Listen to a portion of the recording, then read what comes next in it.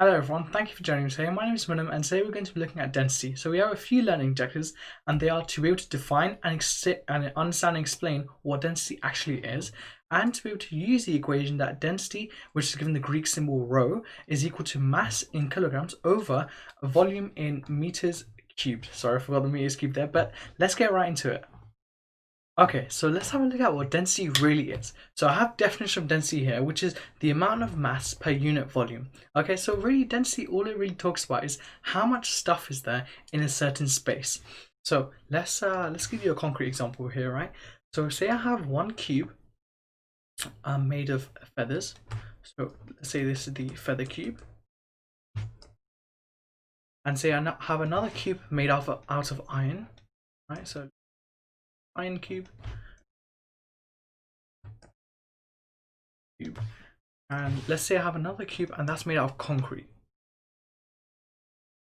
Okay, so that's my concrete cube. Now, saying that all of these cubes are the same size, right? So they're the same volume. Which one of these cubes do you think weighs the least, and which one of the cubes do you think weighs the most? Well, people would naturally say that the feather cube weighs the least, so lightest, and the concrete cube weighs the most, so that's the heaviest. But I just told you that all of these cubes are the same size. So what's really affecting the actual mass of all of these cubes? Well, that's something called density. So let's zoom in on the feather cube, right? Our feathers themselves are very, very light. So say I have the same amount of, so say I have 1, 2, 3, 4 feathers in here. Now say I have in my iron cube, again, I'm going to really simplify things down, but this is so you just really get a really conceptual understanding of what density really is. So say I have 4 bits of iron in my iron cube, and say in my concrete cube, I have 4 bits of concrete. Now, this one bit of feather, let's say this weighs 1 kilo, and this iron, let's say this weighs 5 kilos, and say in the green cube, one bit of concrete weighs 10 kilos. Now, in the same volume, I have 40 kilograms of concrete, 20 kilograms of iron, and I only have 4 kilograms of feathers. So even though we have in the same volume, right, the mass per volume, so 4 kilograms for feathers, 24 iron, and 40 kilograms for concrete is different, right? And so the density of these objects is different. Now, we can further explain this by looking at the density equation. So density is equal to rho, which is this fancy P here, right, is equal to mass over volume. Now, if you look at this here, you can straight away see that, oh wait, this looks like the definition of density, the amount of mass per being the mathematical way of saying divided by the volume. So let's have a look at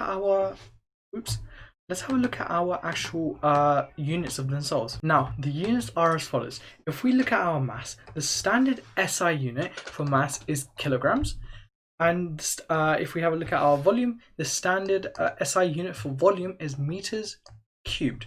So it follows that the unit for density, which is this fancy P here, the rho, is kilograms per meter cubed. Now, this is the most appropriate unit that you should be using. So if ever a question unit box is blank, going with kilograms per meter cubed is a safe bet.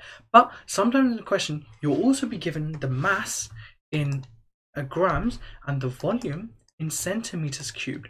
Now, another acceptable unit is grams per centimeter cubed. Just this isn't a standard unit, right? It's applicable and it really talks about the same thing. It still talks about density, right?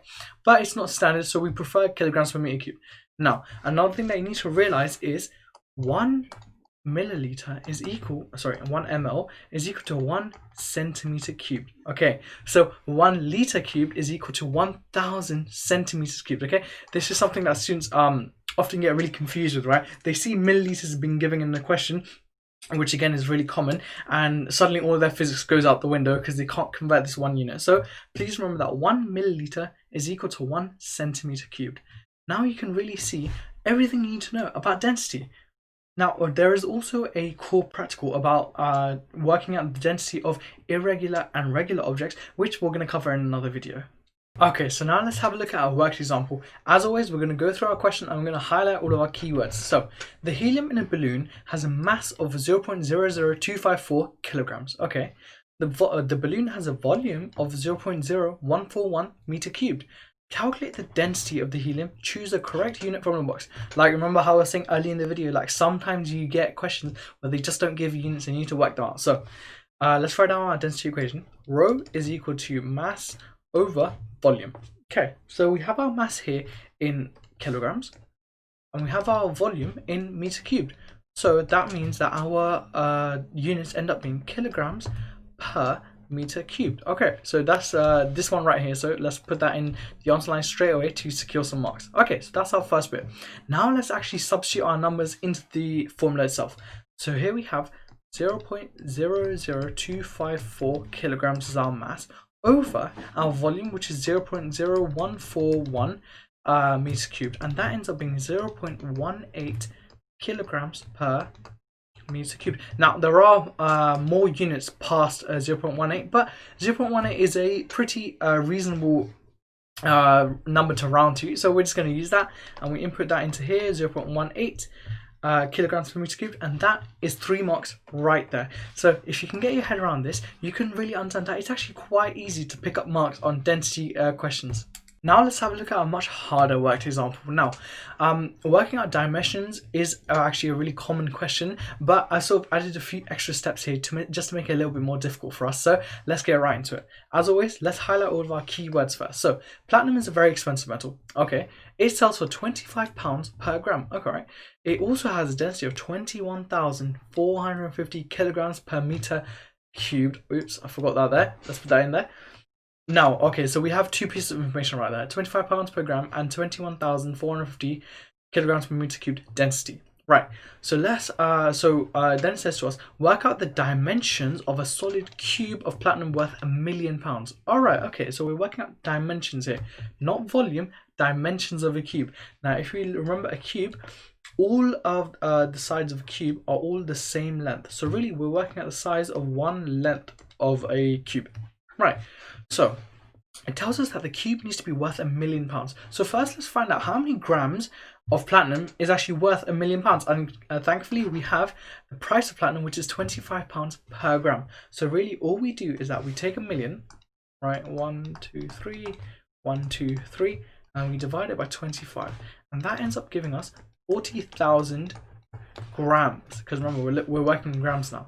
But now our density is given in kilograms, so let's convert these grams into kilograms. So we do 40,000 over 1,000.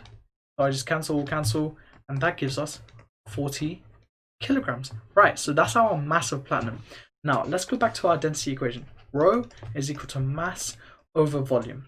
Now we want the volume because from the volume we can work out the dimensions. So let's rearrange this, and so that ends up being V is equal to M over P. So we do our mass. Let's keep it in blue now because we're working in the density equation. 40 over 21,450. Now, as you can imagine, this is a very, very small number. This is 0.00186 4801. Right, I've written it all out here, and this is right. So that's our volume, right? So this is meters cubed. Okay, I've written it all over here, but you can always work in your calculator, and that makes things much simpler. Now, this is the volume. We want dimensions, and as I said right at the start, all of the sides of the cube are all the same length. So really, we need to take the cube root of this. Now, why do we take cube root? Well, because we do length times by width.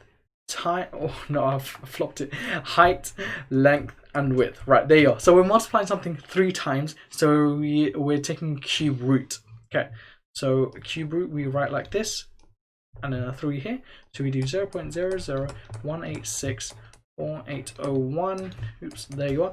And that gives us an answer of 0.12 meters for each side of the cube. So those are our dimensions. Now, I realized that was a lot of information and I did it kind of quickly, but again, as always with all of physics, if you work through your logic and you do lots of questions, I'm sure you understand it.